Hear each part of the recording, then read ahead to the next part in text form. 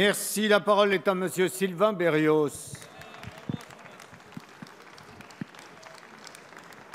Monsieur le Président, ma question porte sur les conséquences désastreuses de la fermeture brutale et sans concertation des voies sur berge à Paris. Les objectifs étaient clairs initialement: réduire la pollution aux particules fines, réduire le trafic automobile et permettre de retourner les voies sur berge aux Parisiens. Les résultats sont catastrophiques. Aucun impact positif sur la pollution selon Air Paris. Une augmentation massive des bouchons. Je rappelle que c'est plus 25% de trafic supplémentaire sur certains tronçons du périphérique, plus 30% et 340 km de bouchons sur la 4, la 86. C'est 48% supplémentaires quai du Louvre, 84% supplémentaires quai l'Hôtel de Ville, 91% quai Henri IV et un RER A complètement saturé. C'est également près de 6000 jours de travail détruits pour les petits entrepreneurs. Et puis enfin, ce sont des quais de berge désertés par les Parisiens eux-mêmes. Pourtant, c'est sur la foi de ces résultats calamiteux, désastreux, que le maire de Paris a décidé de la fermeture de l'axe ouest-est, c'est-à-dire la rue de Rivoli. C'est un bras d'honneur fait aux franciliens, aux commissaires enquêteurs, aux entrepreneurs, aux 130 maires de métropole du Grand Paris, mais également au gouvernement, qui s'était engagé devant l'Assemblée nationale à respecter la plus large concertation avec les élus avant toute autre décision définitive de la ville de Paris.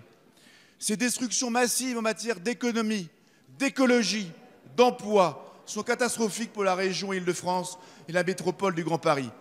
Monsieur le Premier ministre, il s'agit d'une question de santé publique, une question économique, une question essentielle pour la vie des Franciliens. Allez-vous mettre un terme à ces dispositions? La parole est à Monsieur Alain Vidalies, secrétaire d'État chargé des transports, de la mer et de la pêche. Oui, merci, Monsieur le Président. Monsieur le député, après l'épisode que la France et Paris particulièrement vient de connaître, notamment s'agissant de la pollution atmosphérique, je dois reconnaître l'opportunité de votre question. Parce que c'est une question de santé publique, c'était les mots importants dans votre question. Des milliers de morts, des dizaines de milliers de gens qui ont des maladies chroniques, dont l'origine est connue. Ce n'est pas un problème parisien, c'est le problème de l'ensemble des grandes agglomérations. Et je dois dire d'ailleurs, y compris en France, où cette question est traitée, par exemple à Lyon, mais aussi à Bordeaux, par des élus et avec, me semble-t-il, les mêmes réponses.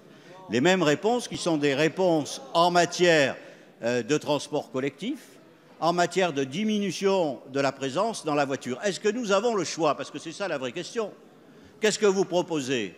L'inertie?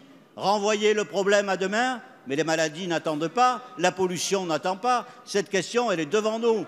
Il faut des mesures. Et deuxièmement, il y a une question démocratique.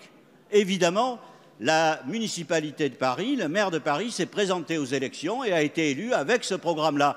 C'est reprocher à un élu d'appliquer le programme qui a été validé. Je ne pense pas que ce soit acceptable dans cet hémicycle. Et dans tous les cas, je veux le dire, le gouvernement souhaite vérifier avec le préfet de police, dans un cadre très large, les conséquences des décisions qui ont été prises.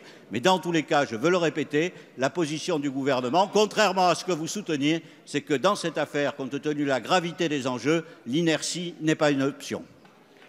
Merci.